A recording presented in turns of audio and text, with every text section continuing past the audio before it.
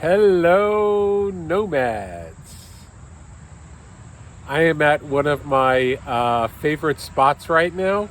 A lot of road noise. Hope you guys can hear me okay. But I'm at one of my favorite spots now. I'm going to turn the camera around. I'll show you guys. So this is one of my favorite spots to sleep at here. I absolutely love it. It's so peaceful. I don't know if you guys can see it, but there's a big mountain range right behind these trees here. If I go this way, you'll be able to see it. But yeah, this place is just awesome. It's a big travel plaza. And I love it. It's 24 hours. They have, people that work inside. There's a lot of security. They have vending machines in there. They have water. They have electrical hookups. They have everything you need. They even have, believe it or not, I'll try and take a video one day. They even have, if you can believe it, a pay telephone. Like the old style where you got to put in the money to pay telephone. Really crazy. I haven't seen one of those in a million years, but they do have one here. Yeah, this is a really nice spot. They have a picnic area here, as you can see. They have a dog run over there. That's the dog run with that fence. And there's nomads that come here from time to time. You'll see a fair amount of nomads, but it's just a very, very peaceful spot.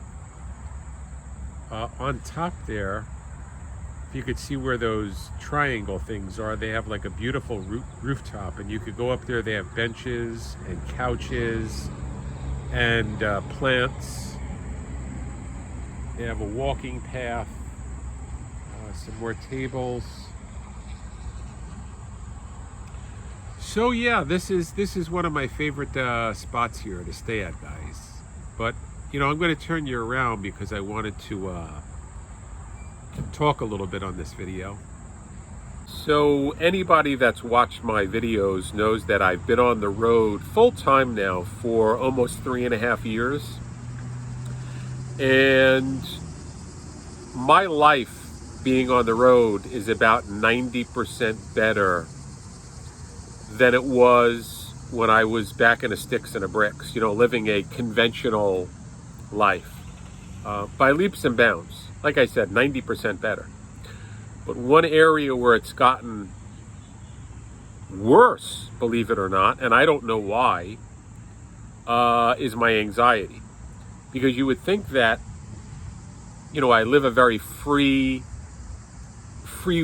lifestyle and a lot less stress now, because you're not paying an expensive rent and utilities, and, you don't have all of the baggage that you do in the sticks and the bricks.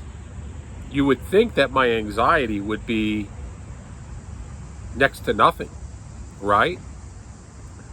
But it's not. Like it's really, really blossomed over the past. Really, it's been happening over the past 3 years, but really pronounced over the past year and a half. And I'm sure there's a lot of you guys that deal with the same, guys and girls, that deal with the same thing on the road. Like this is a huge, huge problem. I looked it up today, as a matter of fact. They said that there's something like 300 million people that suffer from anxiety, which is actually mind-blowing. I didn't even think it was that high. But on the other end, it doesn't surprise me. Yeah, I don't know. Sometimes it's like things are going so good, you're on top of the world, and then this wave of blackness just creeps over you. And for me, it's not depression. I'm not really, that's not my thing. I mean, I get a little depressed, like, most people do, but, it goes away and it ebbs and flows and it's not a problem. So depression's not my thing. My two things are OCD. Very, very, well, a pretty bad case of OCD, and anxiety is through the roof. And like I said, it's gotten much worse over the past year and a half.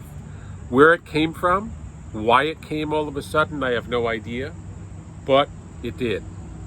And I gotta tell you guys, it is friggin' hard. You know, like I said, some days are good, some days are fine, but you know, just out of nowhere, sometimes this black cloud envelops you, and you know, it's just, you feel hopeless, you feel nervous. It's doom and gloom. You know, like the other shoe's gonna drop, something bad's gonna happen. And by the way, I've had this my whole life, so it's been sitting there and festering. But for whatever reason, I don't know why, it decided to rear its ugly head and get worse while I was on the road, which is just, like I said, it's mind-blowing, because you would not think so. But, you know, here's the thing, guys, and I know this is going to kind of be a crazy analogy, but bear with me. You know, stick with me, because it's going to make a little bit of sense. In a lot of ways, living on the road is somewhat like being in prison. And I don't mean all of the bad things about being in prison, because living on the road is wonderful. But, you know, somebody that's in prison, the only thing that you have is you have time. You know, when you're in prison, that's all you have. You have time. You have 24 hours a day locked in a cell, and you have to think about all of the bad choices you made and the bad things you did in life, and all of the baggage you have, all of the mistakes you made, all of that. And that's very, very much like living in a vehicle. You have nothing but time. And on the one hand, that's good. That's a big reason why, you know, we move into vehicles, because we want to take control of our own lives. You know, we don't want to live the conventional with all of the stress and the worries and the heartaches, and we want to be free. We want to roam. So that's the good side. But the bad side is all of that time, you know, you have to fill it, hopefully positively. And I do, like I said, most of the time. But when that freaking cloud comes over me, which is happening more and more lately, it's tough. It's very, very tough. And I'm a strong guy.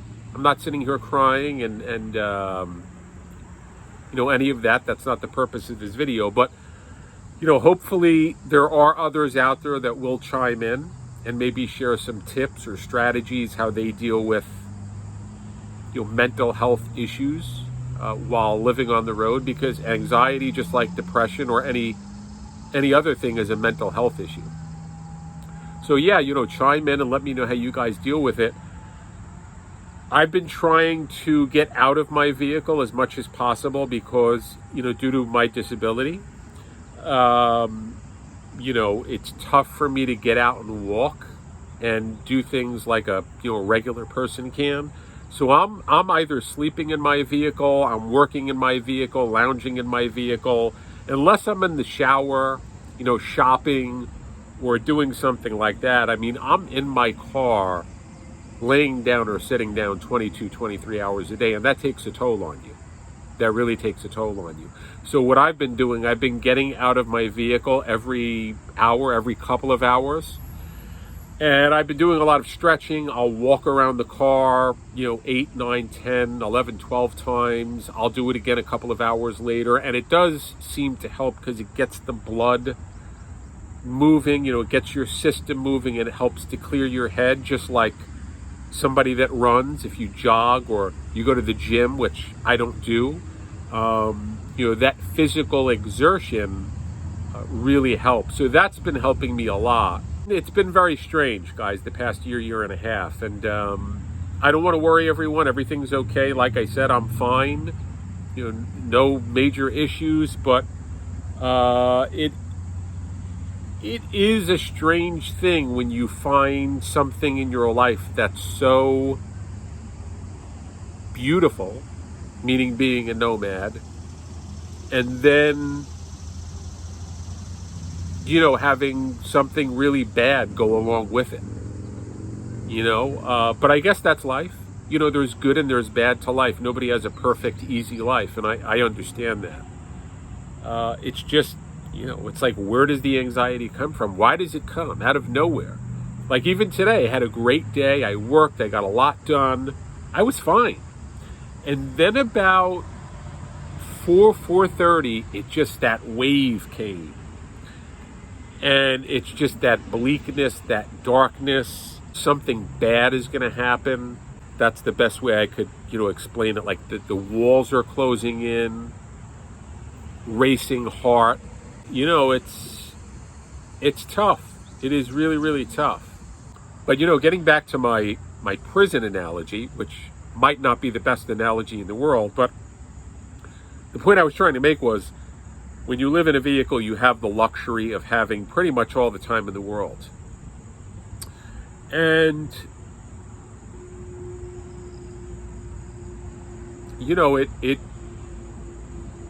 there's a lot that you think about when you're on the road. Things you did in your life, things you could have did better, mistakes that you made, and that's good. But a lot of the blackness does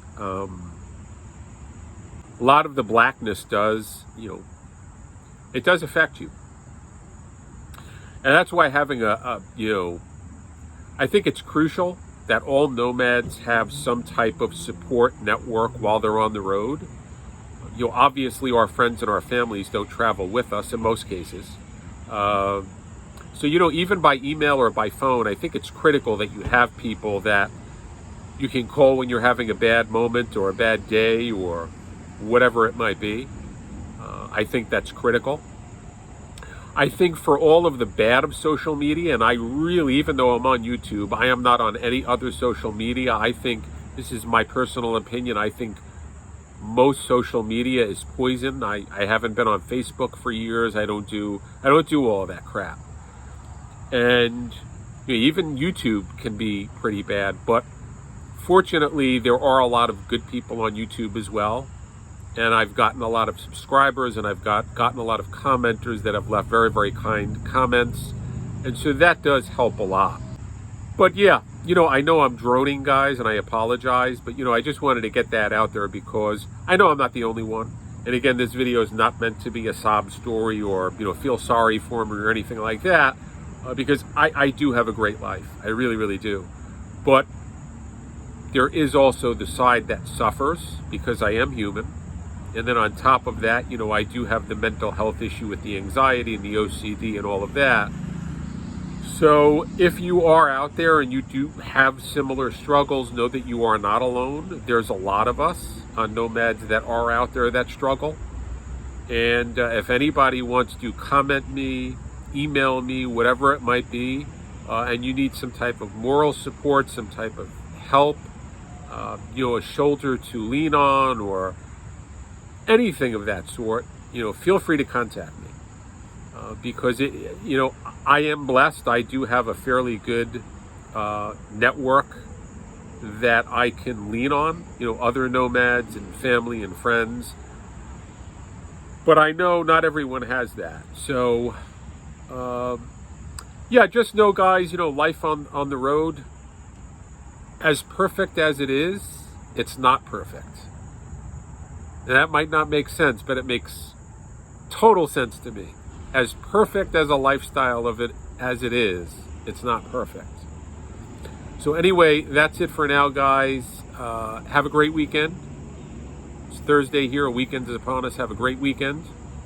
Thanks for watching, and I'll see you guys again soon.